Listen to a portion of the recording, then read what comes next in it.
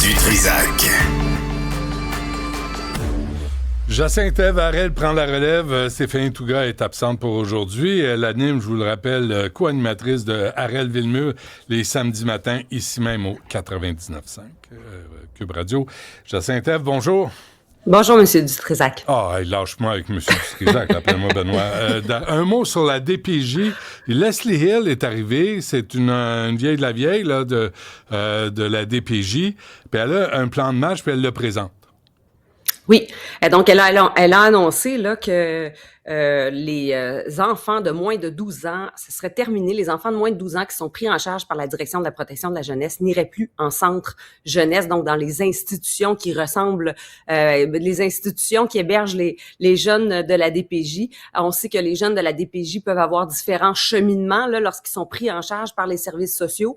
Notamment, ils peuvent avoir tout simplement un suivi serré de la famille, mais l'enfant reste au sein de sa famille. On peut le placer en famille d'accueil. On peut aussi le placer en centre d'hébergement, en centre institutionnel. Et là, elle va mettre un terme à cet hébergement, ce type d'hébergement pour les moins de 12 ans. C'est un type d'hébergement dans lequel j'ai déjà travaillé.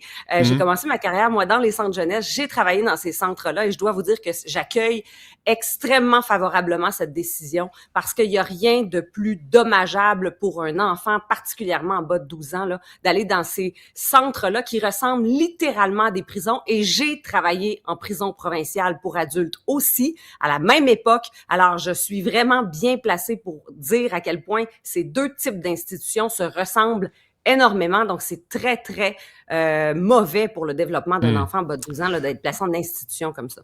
Est-ce que je me trompe, Jacinthe, mais il y a des enfants qui sont victimes, puis il y a des enfants qui sont agresseurs.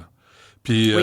On te mélange tout ça, puis c'est le melting pot. Puis comment ça se passe? Qu'est-ce que tu as vu, toi, ton expérience?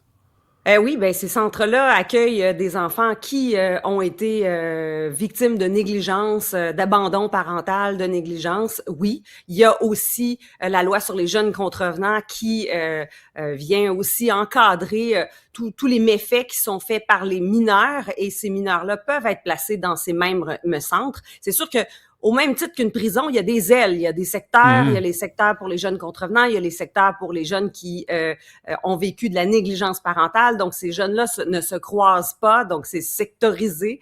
Il reste que le lieu d'hébergement est sensiblement le même. Donc, on a des petites chambres fermées, barrées, qui ressemblent à des cellules de prison et tout est dépersonnalisé, c'est pas très accueillant comme milieu, c'est très froid, on est sur le béton et des vieilles infrastructures qui ressemblent vraiment pas à un milieu familial chaleureux.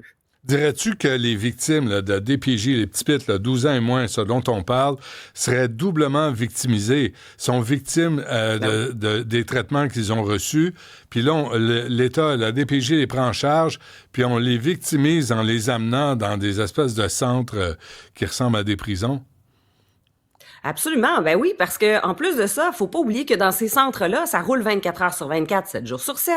Donc, il y a des intervenants qui roulent sur des chiffres, le quart de jour, le quart de soir, le quart de nuit, il y a des remplaçants. Ces gens-là prennent des vacances. Alors, les jeunes se retrouvent en plus à créer des liens humains avec des intervenants, oui, qui sont professionnels, mais qui vont faire leurs chiffres et qui retournent à la maison. Donc, ils doivent avoir des sentiments d'attachement ou développer des sentiments d'attachement. Ils doivent développer ce lien d'autorité, mais avec une multitude d'intervenants qui passent dans leur vie au quotidien, à chaque semaine.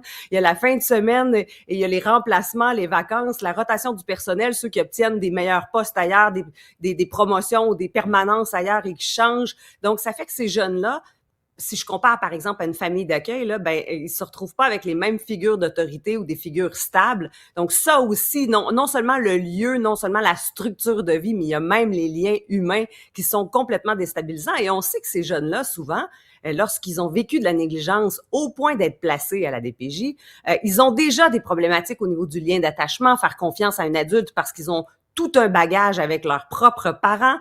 Donc, d'arriver en plus et d'essayer de reconstruire ce sentiment de confiance qu'on doit avoir envers un adulte, ça devient complètement impossible à faire. OK. Dernière chose là-dessus, Jacinthe, Leslie Hill propose quoi? Ah ben, elle propose qu'on trouve des ressources carrément dans la communauté, donc on utilise les familles d'accueil, qu'on utilise aussi qu'on développe des services autour de services qui ressemblent à des familles d'accueil, où est-ce que les jeunes de moins de 12 ans seront constamment, on priorisera, ben en fait c'est pas juste prioriser, là, on va s'assurer qu'on trouve des solutions. Il y a aussi toujours l'option de la famille élargie, les grands-parents, c'est une option que les juges en cours, en chambre de la jeunesse regardent beaucoup, mais je pense qu'il y aura peut-être un effort supplémentaire de la part de la DPJ pour faire, parce que c'est souvent l'intervenant de la DPJ qui propose aux juges en chambre de la jeunesse, voici les solutions, on a regardé la mère, la grand-mère, la tante, la voisine, alors peut-être qu'il y aura un effort supplémentaire qui sera fait à ce niveau-là pour trouver des ressources autour de l'enfant. OK. Puis il y a des proches aidants québécois qui vont pouvoir être un peu plus rémunérés pour le travail qu'ils font. Oui, ben c'est la ministre de la Santé, Sonia Bélanger, qui annonçait ça ce matin. Donc, c'est une nouvelle là, de dernière heure. Elle annonçait que, ben, suite à une pétition qui a été déposée à l'Assemblée nationale en septembre dernier, une pétition qui a recueilli 7100 signatures, on va bonifier l'allocation d'autonomie à domicile. Donc, on va aider les proches aidants, on va davantage reconnaître leur rôle. Donc, c'est sa politique nationale de soutien à domicile qu'elle a dévoilée aujourd'hui, ce matin, à Montréal, la ministre Sonia Bélanger. Dans laquelle on propose, oui, de moderniser l'allocation d'autonomie à domicile. On ajoute 1,1 million de dollars pour cette année, 22,2 millions de dollars qui seront ajoutés l'année prochaine sous un autre gouvernement, mais on l'annonce aujourd'hui. Oui, c'est ça, on verra. Donc, mais ça tombe ça sent bien, les promesses électorales, mais en même temps, c'est une bonne nouvelle. Mais c'est une année électorale. Et là, tout à coup, on trouve de l'argent. Ce qu'on ne trouvait pas il y a 2 ans, il y a 3 ans, il y a 4 ans. C'est quand même, tu sais... Ouais. Particulier. C'est pas beaucoup non plus, hein? 22 millions? Non, c'est pas beaucoup. Non, on est dans une promesse électorale. Ça mettra peut-être le sujet sur la table pour que les autres partis puissent aussi en discuter de ça, parce qu'on sait quand même que les proches aidants, tout le travail qu'ils font auprès des personnes malades, les personnes en perte d'autonomie, eh bien, ça coûte moins cher, ça nous coûte moins cher aux contribuables quand ces gens-là sont impliqués dans la vie de ces gens-là, parce qu'il y en a plusieurs qui, sans proches aidants, seraient automatiquement placés en centre d'hébergement ou placés en institution où là, ça coûte vraiment beaucoup plus cher l'infrastructure à maintenir. Donc, c'est une bonne nouvelle, au moins qu'on en parle, au moins qu'il y ait une reconnaissance de leur apport. Et en 2031, au Québec, le quart des Québécois auront plus de 65 ans. Alors, c'est pas une problématique temporaire, là. On s'en va vers de plus en plus de besoins. Parle-moi pas de ça. Je veux même pas l'entendre. Disons, OK, question quiz, il n'y a rien à gagner, tu sais comment on est, là. Mais Pierre Poilievre, là, il démissionne vendredi, samedi ou dimanche? Ah, moi, je pense qu'il reste. C'est vrai?